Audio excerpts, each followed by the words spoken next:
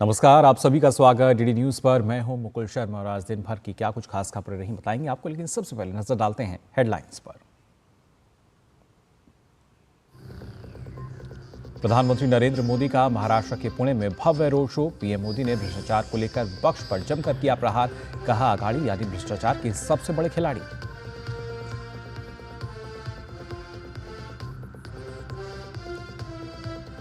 झारखंड में 43 सीटों पर बुधवार को पहले चरण का मतदान। निष्पक्ष और शांतिपूर्ण चुनाव के लिए चाक चौबंद इंतजाम।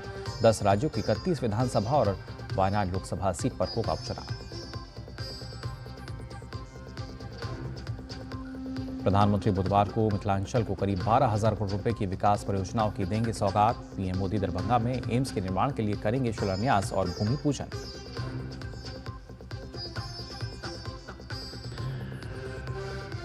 डीआरडीओ की बड़ी सफलता। लंबी दूरी की अटैक करने वाली क्रूज मिसाइल का किया पहला उड़ान परीक्षण। रक्षा मंत्री ने डीआरडीओ और सशस्त्र बलों को दी बधाई।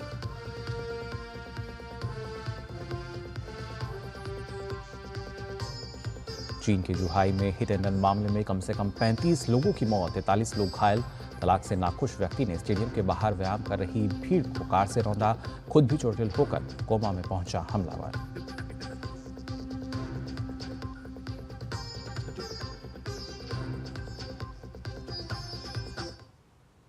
और आइए अब समाचार देखते हैं विस्तार से। महाराष्ट्र विधानसभा चुनाव प्रचार अब चरम पर पहुंच गया है। महाराष्ट्र का रण जीतने के लिए सभी पार्टियों के नेताओं ने अपनी पूरी ताकत झोंक दी है। महाराष्ट्र में एनडीए की जीत सुनिश्चित करने के लिए प्रधानमंत्री ने पुणे में एक भव्य रोड शो किया।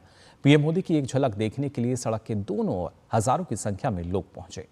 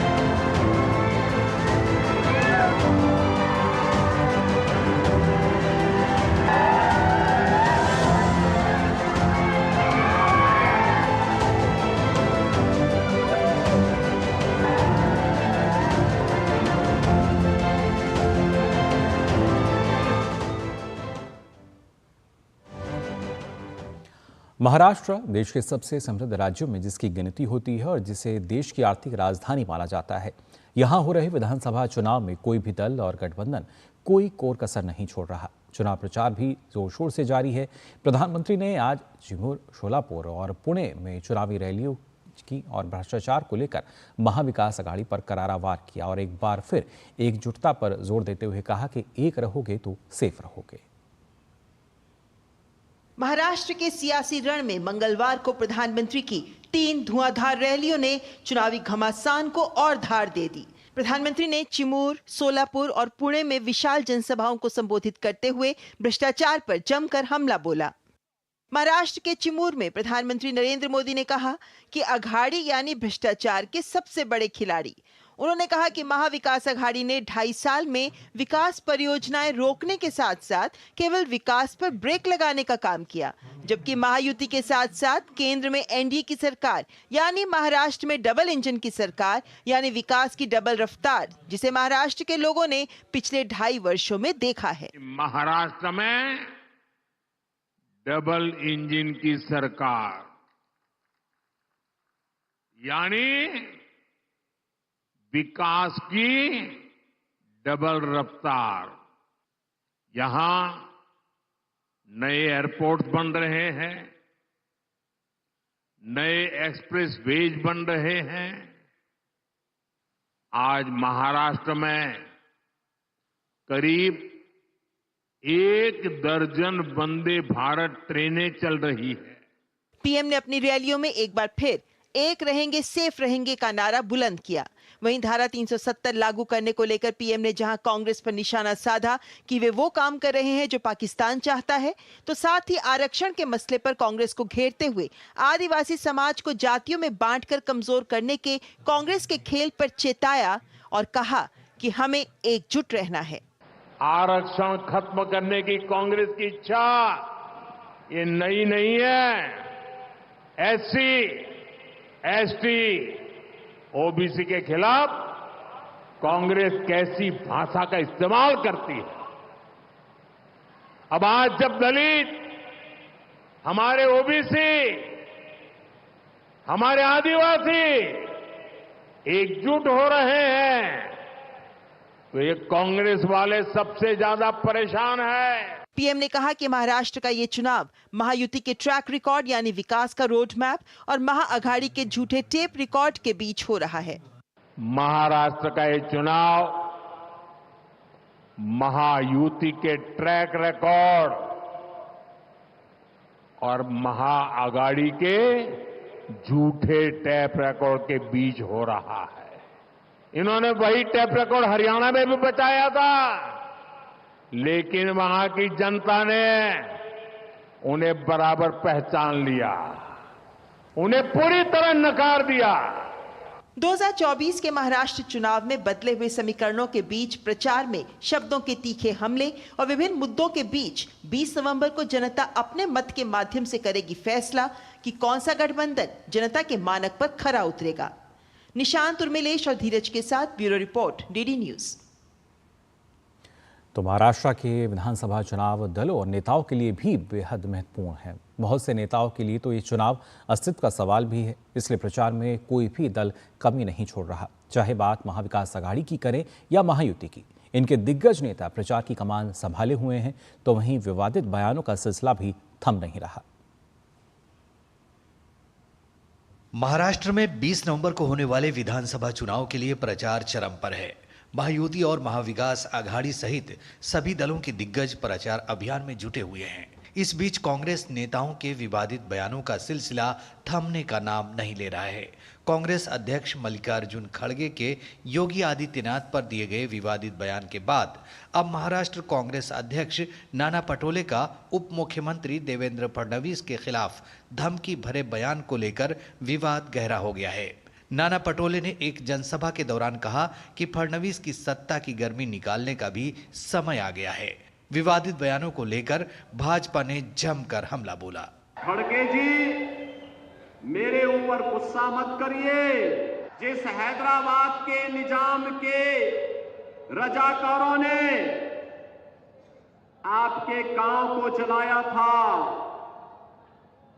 हिंदुओं की निर्मम हत्या की थी, इस सच्चाई को देश और दुनिया के सामने रखिए कि जब भी पटेंगे तो इसी प्रकार से निर्ममता से कटेंगे। ये कांग्रेस पार्टी की इमरजेंसी माइंडसेट दिखाता है कि वो किसी भी अपने विरोधी को टेम करना चाहती है, उसको नियंत्रण में लाना चाहती है, उस पर केसेस करना चाहती है, उसकी आवाज बंद करना चाहती है। कांग्रेस को एक परंपरा है, एक बड़ी परंपरा है, लेकिन वह परंपरा मिट्टी में मिलाने का काम प्रदेशाध्यक्ष करके नाना पटोले कर रहा है। वो जितना हमें गाली देंगे उतना जनता हमारे साथ और जुड़ी जाएगी।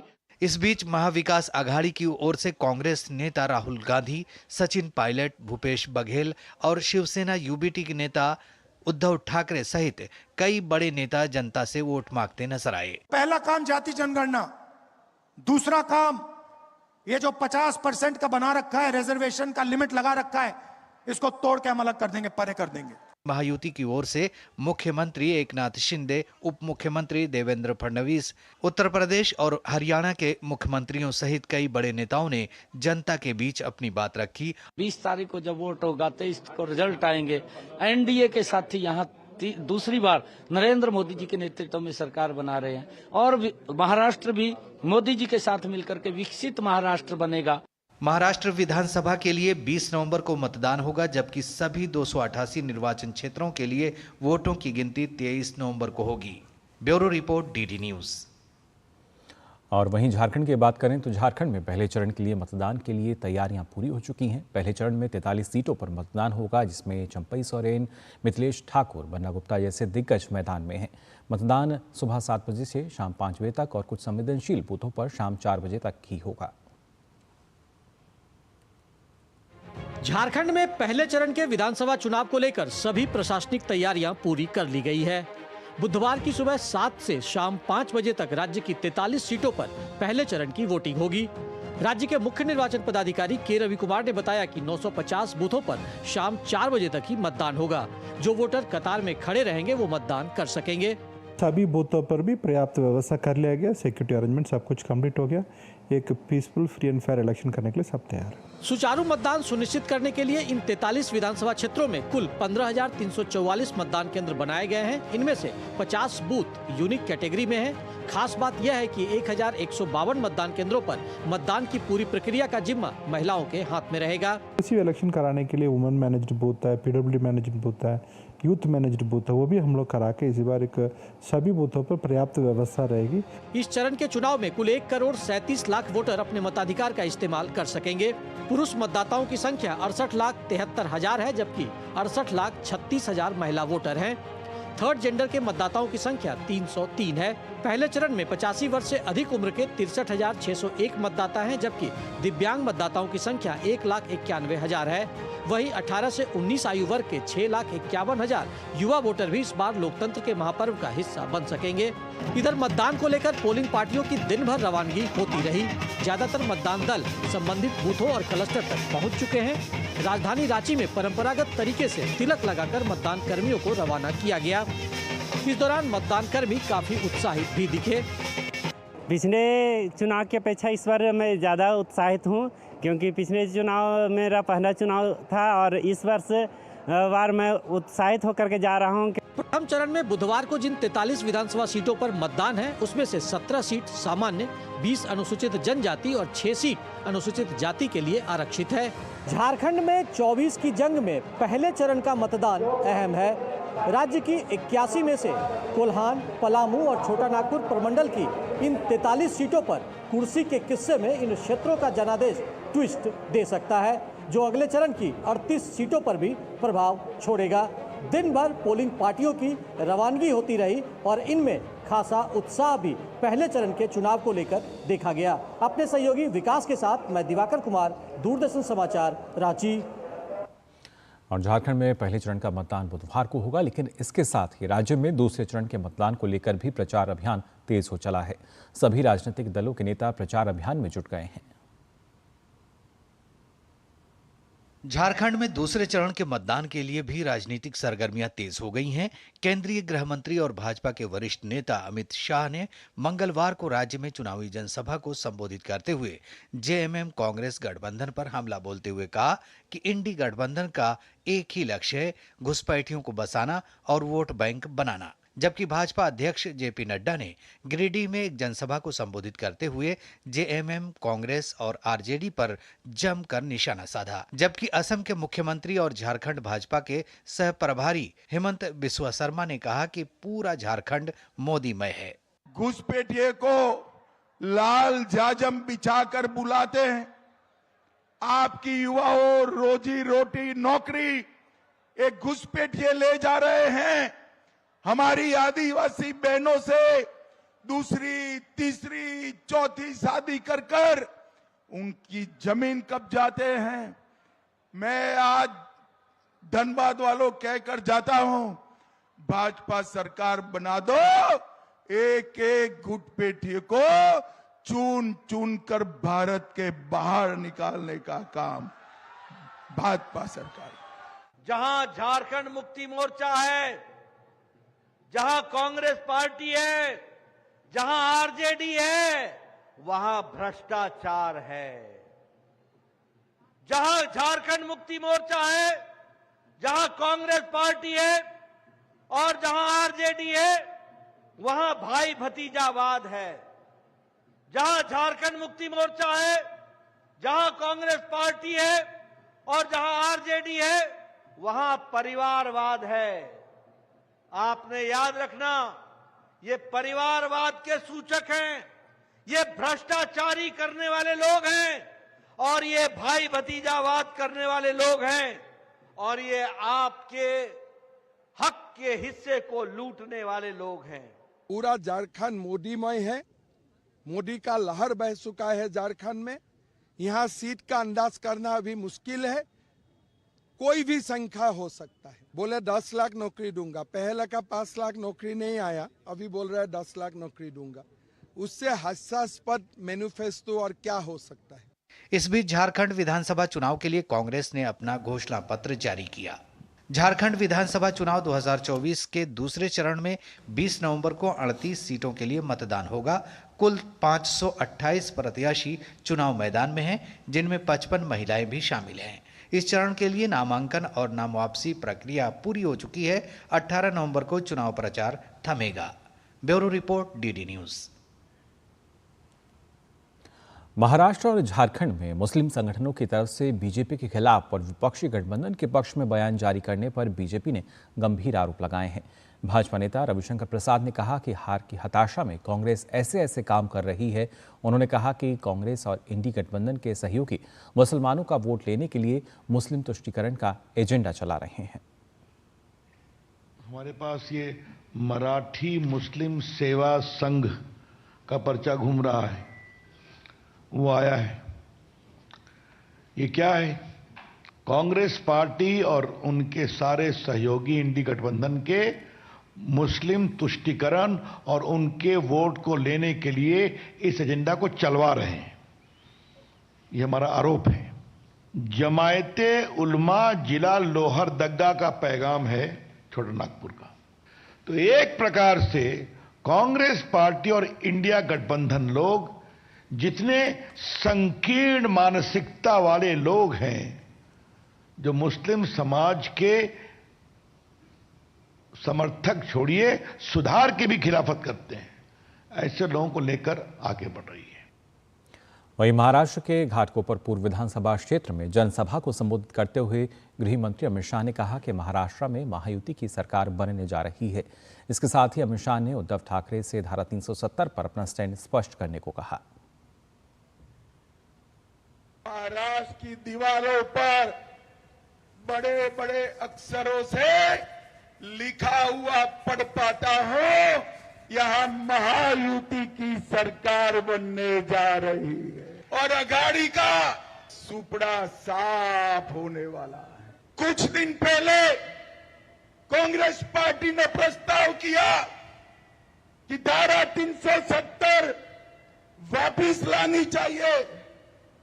सबसे पहले तो मैं उद्धव ठाकरे को पूछना चाहता हूं, उद्धव जी जरा महाराष्ट्र की जनता के सामने आपका स्टैंड तय करो, धारा 370 वापिस लाना चाहते हो या नहीं लाना चाहते? विश्व हिंदू परिषद के संयुक्त महासचिव सुरेंद्र जैन ने मंगलवार को एक सूची जारी करते हुए दावा किया कि पिछले 2 वर्षों में भारत में हिंदुओं पर 300 से ज्यादा हमले हुए हैं। उन्होंने इन हमलों का वर्गीकरण करते हुए कहा कि जब भी हिंदुओं के त्योहार होते हैं तभी शोभा यात्राओं में विघ्न डाला जाता है। सुरेंद्र जैन ने वोट के लिए जिहादी प्रवृत्ति के लोगों को संरक्षण देने के लिए इंडिया गठबंधन के कुछ नेताओं को भी आड़े हाथों लिया। जितनी घटनाएं हिंदू समाज को झेलनी पड़ रही हैं, उसका 1/10 हम मुश्किल से इन सूची में कवर कर पाए हैं। 4 प्रकार की लिस्ट आज हम जारी कर रहे हैं। हिंदू त्योहारों पर, शोभा यात्राओं पर हमले। नंबर 2, हिंदू मंदिरों पर हमले। नंबर 3, हिंदू महिलाओं पर, बेटियों पर हमले। और नंबर 4, हिंदू समाज पर इन जनरल ये हमले। चारों सूचियां अलग अलग टीम ने बनाई हैं और कोशिश की है हमारी टीमों ने कि संपूर्ण देश का चरित्र और जिहादी चरित्र क्या है, ये इन सूचियों के माध्यम से पूरे समाज के सामने आ सके। और बुधवार को झारखंड में पहले चरण के मतदान के साथ ही उपचुनाव पर भी खास नजर रहेगी, जिसमें वायनाड लोकसभा सीट भी शामिल है। वहीं 10 राज्यों की 31 विधानसभा सीटों पर भी उपचुनाव भी बुधवार को ही हो रहे हैं।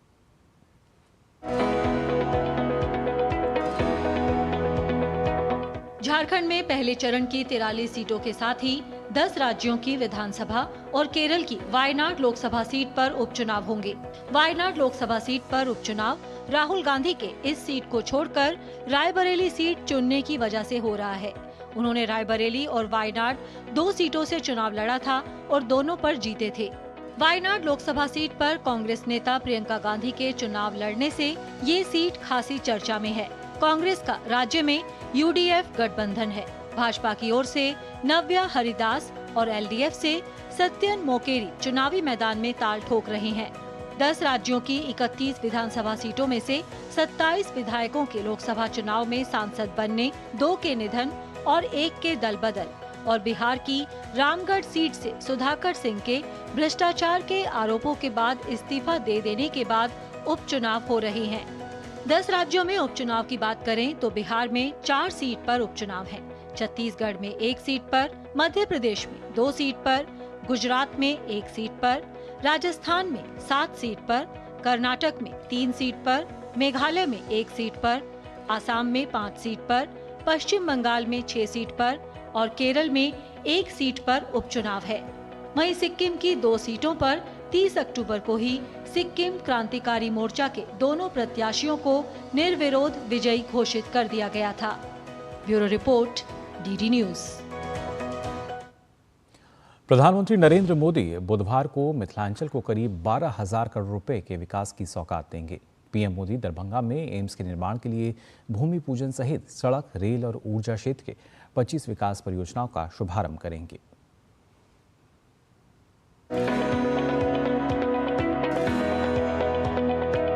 बिहार के मिथिलांचल क्षेत्रों में 13 नवंबर का दिन ऐतिहासिक होगा, जब प्रधानमंत्री नरेंद्र मोदी दरभंगा में बहुप्रतीक्षित एम्स के निर्माण का शिलान्यास और भूमि पूजन करेंगे। करीब 188 एकड़ भूमि पर बनने वाला दरभंगा एम्स बिहार का दूसरा एम्स होगा। 750 बेड की क्षमता वाले इस एम्स के निर्माण पर 1261 करोड़ रुपए खर्च होंगे, जो अगले 3 वर्षों में बनकर तैयार हो जाएगा। दरभंगा एम्स में अस्पताल सेवा के साथ ही एमबीबीएस और नर्सिंग की पढ़ाई भी होगी। एम्स दरभंगा में 125 एमबीबीएस की सीट और 60 नर्सिंग की सीट होंगी। दरभंगा में एम्स निर्माण से मिथिलांचल और आसपास के क्षेत्रों के लोगों को विश्व स्तरीय स्वास्थ्य सुविधाएं मिलेंगी। इस एम्स के बनने से उत्तर बिहार के करीब 22 जिले और बिहार से सटे नेपाल के तटीय क्षेत्रों के करोड़ों लोगों को फायदा होगा। प्रधानमंत्री नरेंद्र मोदी दरभंगा में एम्स के भूमि पूजन के साथ ही दरभंगा बाईपास रेलवे स्टेशन का उद्घाटन भी करेंगे। इस दरभंगा बाईपास रेलवे स्टेशन के निर्माण पर 389 करोड़ रुपए खर्च किए गए हैं। इस बाईपास स्टेशन के बनने से सीतामढ़ी, रक्सौल की तरफ से मधुबनी, झंझारपुर, सहरसा की तरफ जाने वाली ट्रेनों को दरभंगा जंक्शन पर आकर इंजन घुमाने का झंझट समाप्त हो जाएगा और समय की भी बचत होगी। इसके अलावा पीएम मोदी नए पुराने नेशनल हाईवे का चौड़ीकरण की योजनाओं का भी शिलान्यास और उद्घाटन करेंगे। इससे मिथिलांचल और सीमांचल के बीच बेहतर कनेक्टिविटी की सुविधा बढ़ेगी। मिथिलांचल क्षेत्रों में विश्व स्तरीय स्वास्थ्य सेवा और बेहतर यातायात की सुविधा होने से इस क्षेत्र में क्रांतिकारी परिवर्तन होगा, जिससे इस क्षेत्र में विकास के साथ साथ रोजगार के अवसर बढ़ेंगे। बिहार का दूसरा एम्स दरभंगा के इसी जगह पर बनने जा रहा है। करीब 200 एकड़ में बनने वाले इस एम्स की कुल लागत करीब 1300 करोड़ रुपए है। साथ ही साथ 750 बिस्तरों वाले इस एम्स के बन जाने से न केवल आसपास के लोगों को वर्ल्ड क्लास चिकित्सा सुविधा मिलेगी, बल्कि रोजगार के अवसर भी मुहैया होंगे। कैमरामैन आनंद के सब के साथ नितेंद्र सिंह, डीडी न्यूज, दरभंगा। और प्रधानमंत्री नरेंद्र मोदी 16 से 21 नवंबर तक 3 देशों की यात्रा करेंगे। इस दौरान पीएम नाइजीरिया, ब्राजील और गुयाना की यात्रा करेंगे। नाइजीरिया के राष्ट्रपति बोला अहमद टिनुबू के निमंत्रण पर प्रधानमंत्री 16 से 17 नवंबर तक नाइजीरिया की यात्रा पर रहेंगे। यात्रा के दौरान प्रधानमंत्री भारत और नाइजीरिया के बीच रणनीतिक साझेदारी की समीक्षा करने के साथ साथ द्विपक्षीय संबंधों को बढ़ाने के लिए चर्चा करेंगे। प्रधानमंत्री ब्राजील में आयोजित होने वाले G20 शिखर सम्मेलन में भाग लेने के लिए 18 से 19 नवंबर के दौरान रियो डी जेनेरियो की यात्रा करेंगे। इस G20 शिखर सम्मेलन की मेजबानी ब्राजील के राष्ट्रपति लुइज इनासियो लुला डी सिल्वा करेंगे। G20 शिखर सम्मेलन के दौरान प्रधानमंत्री कई देश के नेताओं से भी मिलेंगे। वहीं प्रधानमंत्री गुयाना के राष्ट्रपति डॉक्टर मोहम्मद इरफान अली के निमंत्रण पर 19 से 21 नवंबर तक गुयाना की राजकीय यात्रा पर रहेंगे। गुयाना की ये यात्रा 1968 के बाद किसी भारतीय प्रधानमंत्री की पहली यात्रा होगी। अपनी यात्रा के दौरान पीएम गुयाना की संसद को भी संबोधित करेंगे। साथ ही गुयाना के जॉर्ज टाउन में प्रधानमंत्री दूसरे कैरिकॉम भारत शिखर सम्मेलन में भी शामिल होंगे।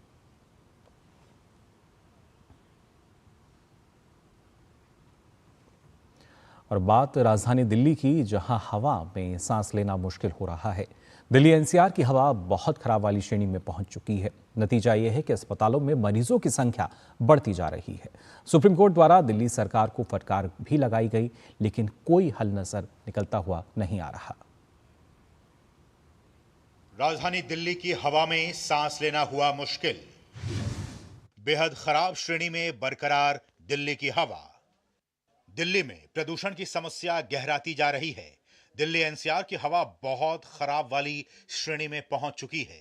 केंद्रीय प्रदूषण एवं नियंत्रण बोर्ड के अनुसार दिल्ली में मंगलवार सुबह 7:30 बजे तक औसत वायु गुणवत्ता सूचकांक 355, जबकि कई इलाकों में AQI लेवल 400 से अधिक दर्ज किया गया। आप अपने टीवी स्क्रीन पर दो तस्वीरें देख रहे हैं।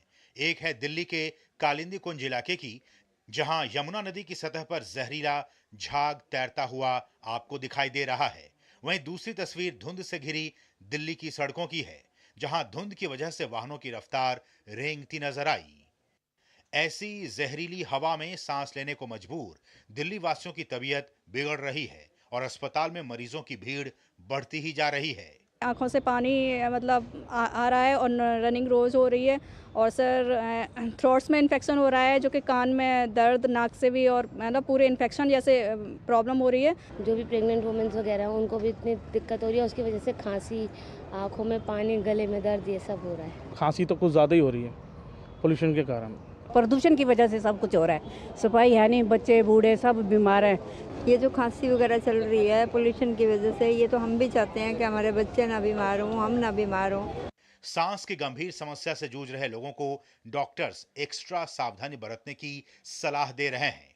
सबसे ज़्यादा कॉमन जो वायु प्रदूषण की वजह से होने वाली बीमारी है वो सांस रिलेटेड समस्याएं हैं।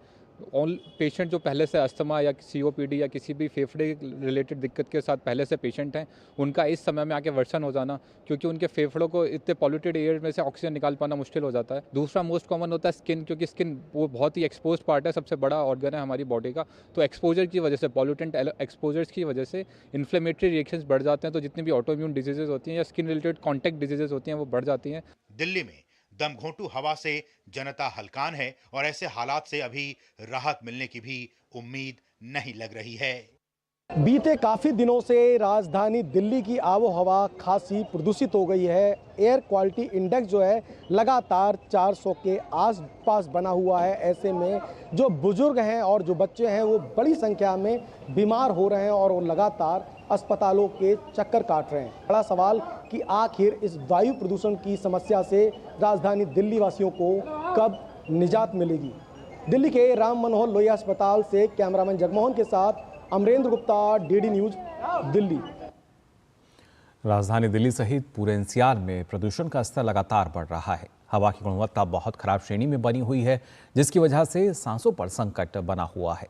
वायु प्रदूषण से लोगों को बीमारियों का सामना भी करना पड़ रहा है। एक सर्वे के मुताबिक राजधानी में 10 में से 4 परिवार लगातार अस्पतालों के चक्कर लगा रहे हैं। DD न्यूज संवाददाता अमरेंद्र गुप्ता ने राजधानी के राम मनोहर लोहिया अस्पताल का जायजा लिया, जहां प्रदूषण के मरीजों के लिए एक विशेष क्लिनिक शुरू किया गया है।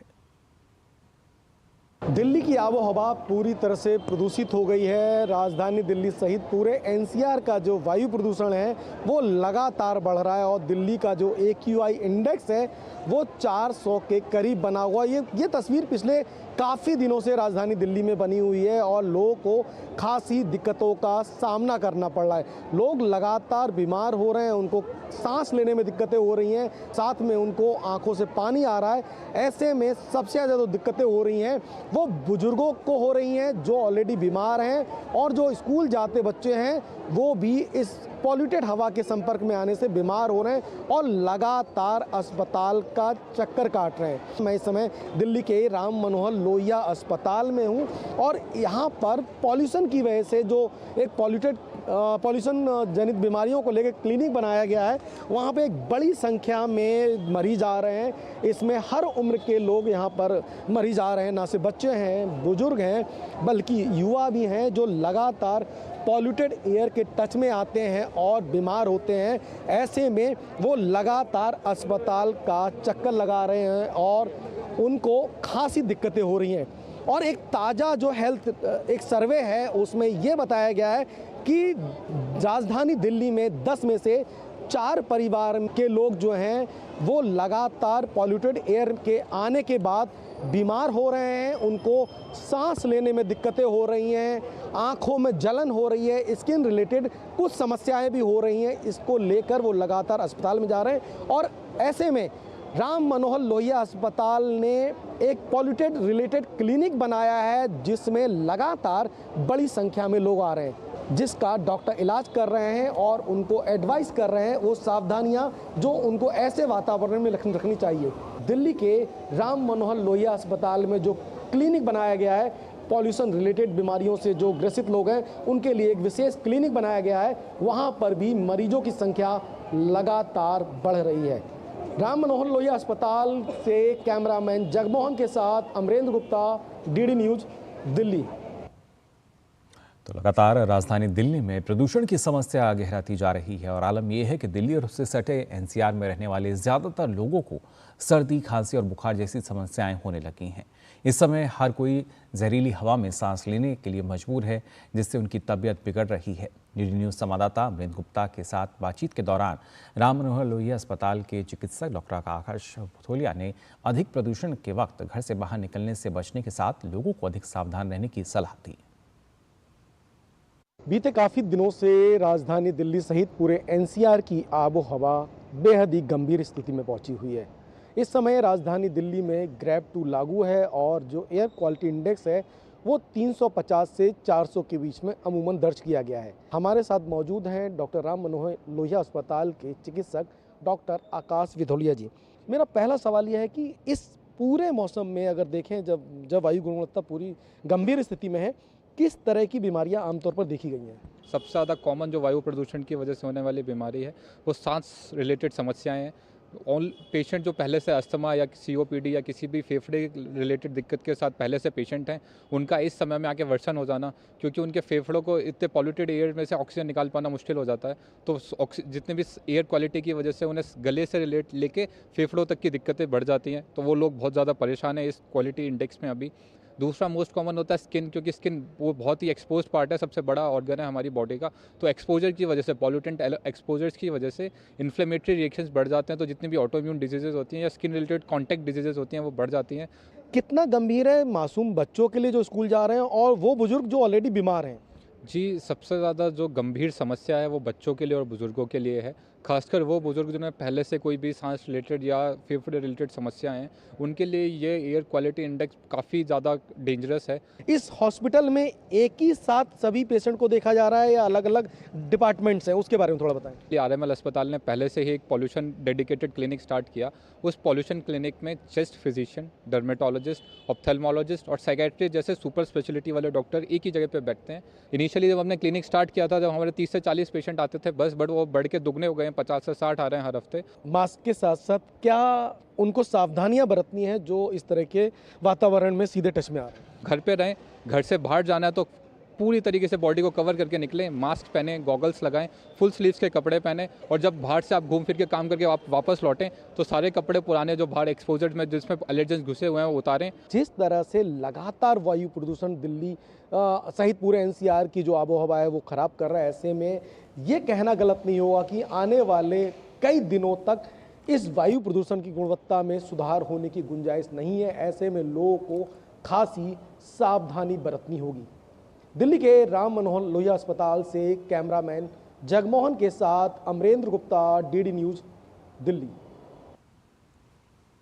कोलकाता आरजी कर बलात्कार और हत्या मामले में मुख्य आरोपी संजय रॉय ने सियालदह कोर्ट में कार्यवाही के बाद कथित तौर पर आरोप लगाया था कि उसे कोलकाता के पूर्व पुलिस आयुक्त विनीत गोयल सहित वरिष्ठ पुलिस अधिकारी द्वारा फंसाया गया था। इस पर संज्ञान लेते हुए पश्चिम बंगाल के राज्यपाल सीवी आनंद बोस ने राज्य सरकार से मामले की जांच करने और उन्हें यथाशीघ्र आरोपों पर राज्य सरकार के रुख से अवगत कराने को कहा है।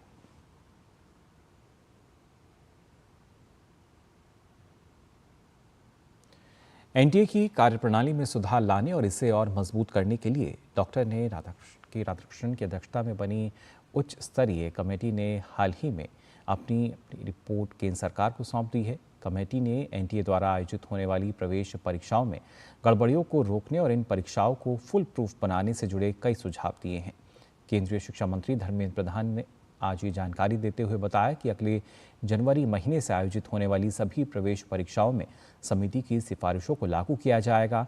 उन्होंने सभी राज्यों से भी अपील की कि वे प्रवेश परीक्षाओं को जीरो एरर के साथ कराने के लिए इन सिफारिशों को अपने राज्यों में लागू करें। शिक्षा मंत्री आज नई दिल्ली में सभी राज्यों और केंद्र शासित प्रदेशों के सचिवों के साथ उच्च और तकनीकी शिक्षा पर आयोजित कार्यशाला को संबोधित कर रहे थे। देश में जनवरी महीने से नया एंट्रेंस का अगले साल के लिए सीरीज शुरू हो जाएगा। उस समय में पिछले साल की जो अनुभव आया था उसके ऊपर सरकार ने बहुत सारे रिफॉर्म अप्रोच लिया है। एनटीए को एक नया रूप में ले आने का रिकमेंडेशन राधाकृष्णन कमेटी की था, सुप्रीम कोर्ट की आदेश भी हुई था। इस आलेख पे कमेटी ने अपना रिपोर्ट इसी महीने में दे भी दिया है। उसको इम्प्लीमेंटेशन करने के लिए राज्यों की भी बहुत मदद आवश्यकता है। उसके बारे में मैंने सभी को अपील किया है। एग्जामिनेशन को, विशेष करके एंट्रेंस एग्जामिनेशन को जीरो एरर तक ले जाना भारत सरकार, राज्य सरकार दोनों की दायित्व है। हम एक टीम होके हमारी देश के बच्चों को कॉन्फिडेंस बिल्ड करने के लिए काम मिलकर करेंगे। प्रयागराज में अभ्यर्थी पीसीएस प्रारंभिक परीक्षा और आरओ प्रारंभिक परीक्षाएं एक दिन और एक शिफ्ट में आयोजित किए जाने की मांग कर रहे हैं। इस बीच उत्तर प्रदेश लोक सेवा आयोग ने परीक्षाओं की शुचिता और अभ्यर्थियों की सुविधा को अपनी प्राथमिकता बताया है। पारदर्शी और पेपर लीक जैसी घटनाओं को रोकने के तहत उत्तर प्रदेश लोक सेवा आयोग की विभिन्न प्रतियोगी परीक्षाओं में हुए बदलाव के बीच प्रयागराज में उत्तर प्रदेश लोक सेवा आयोग कार्यालय के बाहर विभिन्न अभ्यर्थी पीसीएस प्रारंभिक परीक्षा और आरओ प्रारंभिक परीक्षाएं एक दिन और एक शिफ्ट में आयोजित किए जाने की मांग कर रहे हैं। इस बीच पुलिस कमिश्नर और जिलाधिकारी लोक सेवा आयोग पहुंचे और काफी देर तक दोनों अधिकारियों ने अभ्यर्थियों की मांगों को सुना और उन्हें समझाने का प्रयास किया। इस बीच उत्तर प्रदेश लोक सेवा आयोग ने परीक्षाओं की शुचिता और अभ्यर्थियों की सुविधा को अपनी प्राथमिकता बताया। मेरी उपस्थिति में और सीपी साहब की उपस्थिति में सभी जो प्रतियोगी छात्र हैं उनसे बात करने का प्रयास किया गया और उन्हें चूँकि पूर्व में छात्र समितियों के माध्यम से ये सुझाव शासन को प्राप्त हुआ था कि परीक्षाओं में नकल होती है, पेपर लीक हो जाता है, इसलिए सरकारी संस्थानों को ही परीक्षा केंद्र बनाया जाए। वन डे वन शिफ्ट में हो ये हम लोगों ने कोशिश किया था, बट उन्हीं की मांग थी कि शुचिता को ध्यान में रखा जाए, गुणवत्ता मेंटेन करा जाए, किसी भी स्थिति में प्राइवेट को न बनाया जाए। इसी को लेकर के सरकारी विद्यालयों में कराया जा रहा है। पर्याप्त स्थान न होने के कारण ही 2 दिन में निर्णय लिए गए हैं कराने के लिए, उन्हीं के हित के लिए किया गया है। दूसरी तरफ उत्तर प्रदेश के उप मुख्यमंत्री केशव प्रसाद मौर्य ने भी सभी सक्षम अधिकारियों से छात्रों की मांगों को संवेदनशीलता से सुनने और समाधान निकालने की बात कही। उन्होंने ये सुनिश्चित करने के लिए कहा है कि छात्रों का कीमती समय आंदोलन में नहीं बल्कि उनकी तैयारी में लगे। वहीं उन्होंने न्यायालय में लंबित मामलों का भी शीघ्र समाधान निकालने का आग्रह किया है, जिससे छात्रों का भविष्य अंधकार में न रहे। बता दें, पीसीएस प्रारंभिक परीक्षा 7 और 8 दिसंबर को 2-2 सत्रों में होगी। पहला सेशन सुबह 9:30 बजे से 11:30 बजे तक और दूसरा सेशन दोपहर 2:30 बजे से 4:30 बजे तक आयोजित होगा। वहीं आरओ की परीक्षा 22 और 23 दिसंबर को होगी। 22 दिसंबर को पहली पाली सुबह 9 बजे से 12 बजे तक और दूसरी पाली दोपहर 2:30 बजे से शाम 5:30 बजे तक है, जबकि 23 दिसंबर को सुबह 9 बजे से 12 बजे तक परीक्षा होगी। अभ्यर्थी 2 दिवसीय परीक्षा और नॉर्मलाइजेशन को लागू करने का विरोध कर रहे हैं। प्रतियोगी छात्र पीसीएस और ROARO प्रारंभिक परीक्षा एक ही दिन में कराई जाने की मांग कर रहे हैं। वहीं उत्तर प्रदेश लोक सेवा आयोग ने परीक्षाओं की शुचिता और अभ्यर्थियों की सुविधा को अपनी प्राथमिकता बताया है। आयोग का कहना है कि परीक्षाएं केवल उन केंद्रों पर कराई जा रही हैं जहां गड़बड़ियों की कोई संभावना नहीं है। आयोग का कहना है कि सरकार एवं आयोग की मंशा छात्र हितों को संरक्षित करना एवं मेरिट के आधार पर चयन सुनिश्चित करना है। चयन प्रक्रिया पूरी तरह से पारदर्शी है। अभ्यर्थियों के आग्रह पर ही 2 पालियों में परीक्षा निर्णय लिया गया। वहीं आयोग ने छात्रों को भ्रामक जानकारी से सावधान रहने के लिए कहा है। Bureau report, DD news. और बात हिमाचल प्रदेश की, जहां की राजधानी शिमला में प्रदेश भर के वोकेशनल टीचर्स पिछले 8 दिनों से धरने पर बैठे हुए हैं, लेकिन सरकार इनकी सुध नहीं ले रही है। ये टीचर्स सरकार से अपना चुनावी वादा निभाने और इन्हें शिक्षा विभाग के अधीन लाने की मांग कर रहे हैं और इनका कहना है कि जब तक इनकी बात नहीं सुनी जाती तब तक इनका धरना जारी रहेगा। हिमाचल में प्रदाता कंपनियों के जरिए नियुक्त किए गए वोकेशनल टीचर्स का धरना शिमला में पिछले 8 दिनों से लगातार जारी है।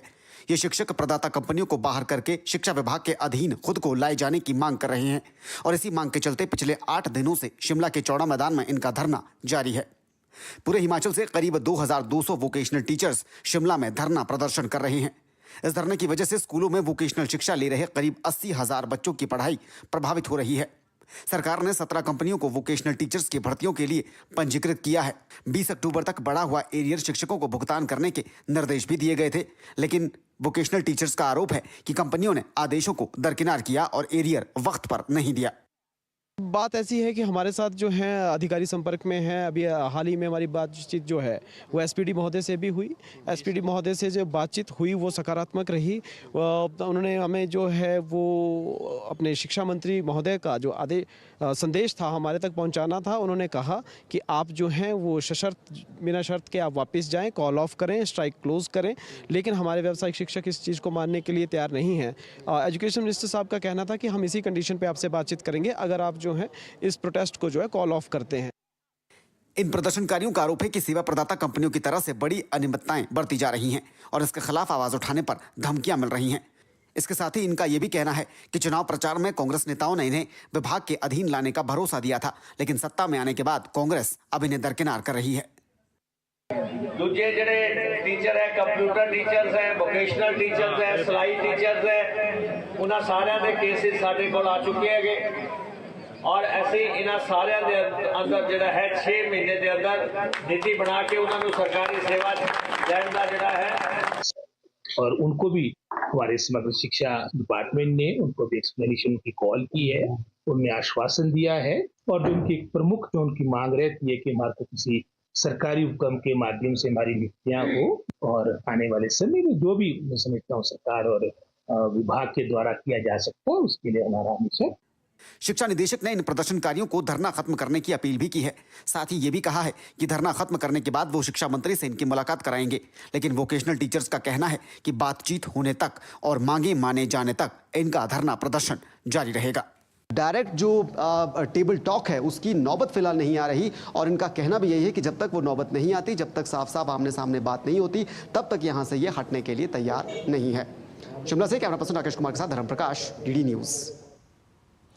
राष्ट्रपति द्रौपदी मुर्मू केंद्र शासित प्रदेश दादरा और नगर हवेली तथा दमन और दीव के दौरे पर हैं। प्रशासक प्रफुल्ल पटेल ने राष्ट्रपति द्रौपदी मुर्मू का स्वागत किया।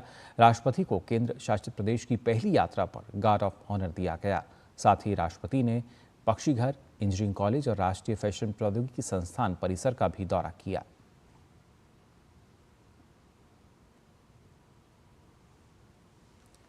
मध्य प्रदेश के उज्जैन में 7 दिनों तक चलने वाले 66वें अखिल भारतीय कालिदास समारोह में मुख्य अतिथि के तौर पर उपराष्ट्रपति जगदीप धनखड़ शामिल हुए। उपराष्ट्रपति ने इस अवसर पर कला क्षेत्र से जुड़े कई कलाकारों को सम्मानित किया। कार्यक्रम को संबोधित करते हुए उपराष्ट्रपति जगदीप धनखड़ ने कालिदास के साहित्यिक रचनाओं पर चर्चा की। उन्होंने कहा कि महाकवि कालिदास की रचनाओं में मानवीय भावनाओं का अद्भुत संगम है, जो हम सभी के लिए प्रेरणा का स्रोत है। इस मौके पर मुख्यमंत्री डॉक्टर मोहन यादव, संस्कृति, पर्यटन और धार्मिक न्यास राज्य मंत्री धर्मेंद्र सिंह लोधी, कौशल विकास एवं रोजगार राज्य मंत्री और उज्जैन जिले के प्रभारी मंत्री गौतम टेटवाल भी मौजूद रहे। सम्राट विक्रमादित्य की इस नगरी में एक अद्वितीय न्याय का केंद्र बना जो विश्व विख्यात हुआ। उसी काल में कवि रत्न थे कालिदास जी। वे कवि कुलगुरु थे, यानी समग्र कवि समुदाय के वो गुरु थे, कुलगुरु। उनकी अमर कृतियां अभिज्ञान शाकुंतलम, मेघदूतम, कुमार संभवम, ऋतुसंहार और मालविकाग्नि मित्रम मानवीय भावनाओं का अद्भुत संगत है। ऐसा संगम है जो हमारे लिए सदैव प्रेरणा का स्रोत रहेगा। और आगे बढ़ते हैं, बात करते हैं रक्षा क्षेत्र से जुड़ी हुई खबर की। दरअसल डीआरडीओ को एक और बड़ी सफलता मिली है। डीआरडीओ ने एकीकृत परीक्षण रेंज चांदीपुर में लंबी दूरी की लाइन अटैक करने वाली क्रूज मिसाइल का पहला उड़ान परीक्षण किया। उड़ान परीक्षण की सफलता पर रक्षा मंत्री राजनाथ सिंह ने कहा कि यह परीक्षण भविष्य के स्वदेशी क्रूज मिसाइल विकास कार्यक्रमों का मार्ग प्रशस्त करता है। उन्होंने इस अवसर पर डीआरडीओ और सशस्त्र बलों को बधाई दी। केंद्रीय गृह मंत्रालय ने केंद्रीय औद्योगिक सुरक्षा बल यानी सीआईएसएफ की पहली पूर्ण महिला बटालियन की स्थापना को मंजूरी दे दी है। सीआईएसएफ महिलाओं के लिए सेवा देने का पसंदीदा विकल्प रहा है। वर्तमान में बल में महिलाओं की हिस्सेदारी 7% से अधिक है। महिला बटालियन के गठन से देश भर की युवा महिलाओं को सीआईएसएफ में शामिल होने और देश सेवा करने के लिए प्रोत्साहन मिलेगा। इसके साथ ही सीआईएसएफ में महिलाओं की एक नई पहचान बनेगी। भारत सरकार द्वारा डिजिटल जीवन प्रमाण पत्र 3.0 का राष्ट्रव्यापी अभियान शुरू किया गया है। ये अभियान 1 से 30 नवंबर तक देश भर के 800 शहरों में आयोजित किया जाएगा। इसी कड़ी में सिक्किम के गंगटोक में 189 इंडिया पोस्ट पेमेंट्स बैंकों में शिविर आयोजित किए गए। इसके तहत पेंशनभोगी बुजुर्गों को डिजिटल प्रमाण पत्र प्रदान किए जा रहे हैं। तो वहीं पेंशन और पेंशनभोगी कल्याण विभाग द्वारा हैदराबाद में डिजिटल जीवन प्रमाण पत्र अभियान 3.0 पर मेगा शिविर आयोजित किया गया। शिविर में पेंशनभोगी कल्याण विभाग के सचिव श्रीनिवास मुख्य अतिथि के तौर पर शामिल हुए। उन्होंने कहा कि इस अभियान का उद्देश्य पेंशनभोगियों को डिजिटलीकरण के लिए उत्साहित करना है। ये अभियान 1 से 30 नवंबर तक देश भर के सभी शहरों और कस्बों में आयोजित किया जा रहा है।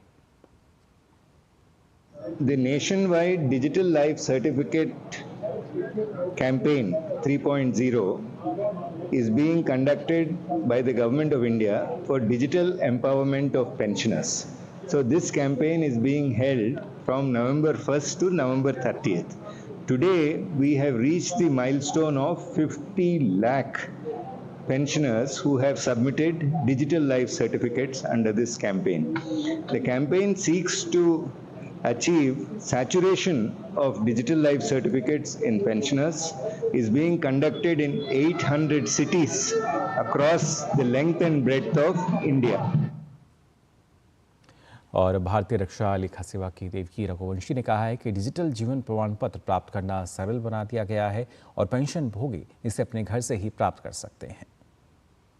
यहाँ पे डिजिटल लाइफ सर्टिफिकेट कैंपेन 3.0 के संदर्भ में आए हैं और यहाँ पे एक्स सर्विसमैन का हम डिजिटल लाइफ सर्टिफिकेट, जिसमें हमारे secretary department of pensioners welfare V Srinivas ji भी आए हैं और सारे वेटरन्स वीर नारी आई हैं ताकि हम उनको एजुकेट कर सकें कि वो अपना identification digital life certificate DLC के थ्रू करवाएं, जो बहुत ईजी है, घर में बैठ के भी किया जा सकता है और यहाँ पे ना केवल उनका 2 मिनट में वो डिजिटल लाइफ सर्टिफिकेट हो जाता है तो वो सीख कर भी जाएंगे तो नेक्स्ट ईयर अपने घर में बैठ के भी कर सकते हैं। राष्ट्रीय राजधानी दिल्ली में लोकमाता अहिल्याबाई होलकर की जयंती के 300वें वर्ष के अवसर पर एक कार्यक्रम का आयोजन किया गया। लोकमाता अहिल्याबाई होलकर त्रिशती समारोह समिति द्वारा इस कार्यक्रम का आयोजन किया गया। इस मौके पर त्रिशती समारोह की अध्यक्षता उपासना अरोड़ा ने कहा कि भारत में महिलाएं हमेशा से मजबूत रही हैं। भारत एक ऐसा देश है जिसमें उनका जन्म हुआ, जिसमें महिलाएं पहले से ही बहुत सशक्त थी और कुछ महिलाओं जिन्होंने खुद को साबित किया अनेक क्षेत्रों में कार्य करके, उसमें से अहिल्याबाई होलकर जी का नाम बहुत प्रमुख है। साथ ही अनेक महिलाएं हैं जैसे झांसी की रानी थी। तो हमारा देश एक ऐसा देश है जिसमें सशक्त महिलाएं थी और अगर आज मेरे जैसी महिला जो बाहर आती है, काम करती है। आकाशवाणी के बापू स्टूडियो कॉम्प्लेक्स में मंगलवार को लोक सेवा प्रसारण दिवस मनाया गया। यह दिवस हर साल 12 नवंबर को मनाया जाता है। 1947 में ऑल इंडिया रेडियो दिल्ली के स्टूडियो में राष्ट्रपिता महात्मा गांधी की पहली और एकमात्र यात्रा की स्मृति में ये दिन मनाया जाता है। इस मौके पर प्रसार भारती के चेयरमैन नवनीत सहगल, दूरदर्शन केंद्र की महानिदेशक कंचन प्रसाद और आकाशवाणी महानिदेशक काकिया पालीवाल गौड़ मौजूद रहे। कार्यक्रम में महात्मा गांधी के पसंदीदा भजनों का एक रंगारंग कार्यक्रम आयोजित किया गया था। गांधी जी के प्रिय भजनों को सुनकर कार्यक्रम में आए सभी लोग मंत्रमुग्ध हो गए। दूरदर्शन से बातचीत में प्रसार भारती चेयरमैन नवनीत सहगल ने बताया कि गांधी जी के विचार मानवता के लिए जितने प्रासंगिक 1947 में थे, वे आज भी उतने ही प्रासंगिक हैं। सितंबर 1947 में महात्मा गांधी जी हमारे ऑल इंडिया रेडियो के स्टूडियो में आए थे, तो जो उन्होंने उस समय राष्ट्र के नाम प्रसारण किया था, मुझे वो सुनने का अवसर मिला।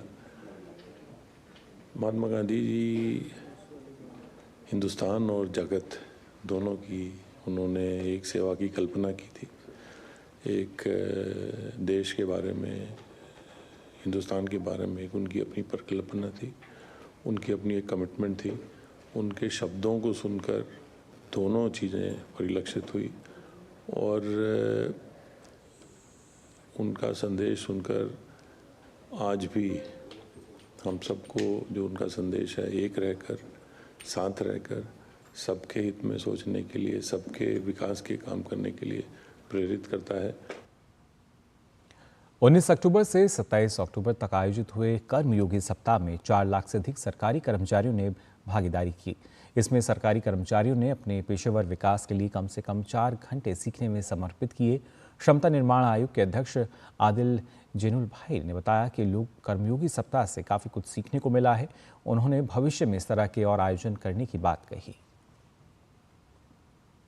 I think it has worked so well that Honorable PM has now said, why don't you take it to the states? Right now we focused on 3 million central civil servants, but there's 22 million state civil servants. So our next big jump is to take it to the states and urban local bodies. And he also said that since people like these webinars, why don't we have one webinar a week for the next 52 weeks?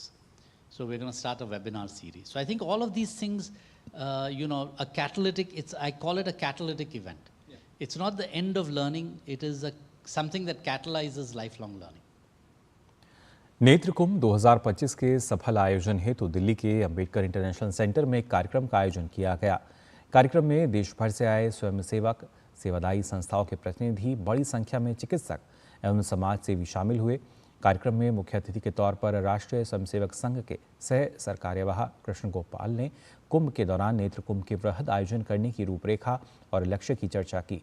Krishna Gopal ने नेत्र कुंभ के दौरान अपने संबोधन में कहा कि इस बार 5 लाख से ज़्यादा नेत्र परीक्षण और 3 लाख से ज़्यादा चश्मों का वितरण 500 से अधिक नेत्र विशेषज्ञों द्वारा किया जाएगा। इसके अलावा देश भर से आए कम से कम 50,000 श्रद्धालुओं के आंखों का ऑपरेशन उनके निकटवर्ती नज़दीकी चिकित्सालयों में संपन्न कराया जाएगा।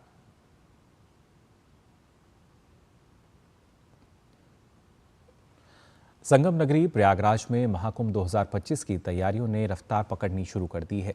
जहां प्रदेश सरकार महाकुंभ 2025 को भव्य बनाने में तेजी से काम कर रही है, वहीं इस बार का महाकुंभ डिजिटल भी होने वाला है, जो कि AI और चैटबॉट जैसी अत्यधिक तकनीक के उपयोग से श्रद्धालुओं को विश्व स्तरीय सुविधा उपलब्ध कराएगा। महाकुंभ 2025 में पहली बार AI जनरेटिव चैटबॉट कुंभ सहायक विकसित किया जा रहा है, जो भाषणी ऐप की मदद से 10 से अधिक भाषाओं में श्रद्धालुओं को महाकुंभ से जुड़ी सभी जानकारियां उपलब्ध कराएगा।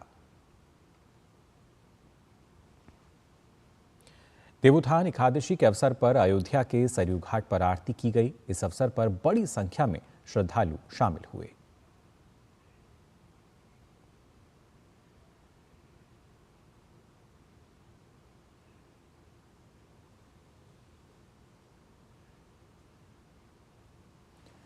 चीन के जुहाई शहर में एक खेल केंद्र में व्यायाम कर रहे लोगों पर एक मोटर चालक ने जानबूझकर अपनी कार चढ़ा दी, जिससे 35 लोगों की मौत हो गई और अन्य 43 घायल हो गए।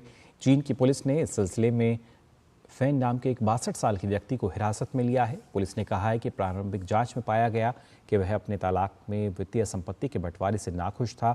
खबरों के अनुसार हमलावर भी चोटिल होकर कोमा में पहुंच गया है।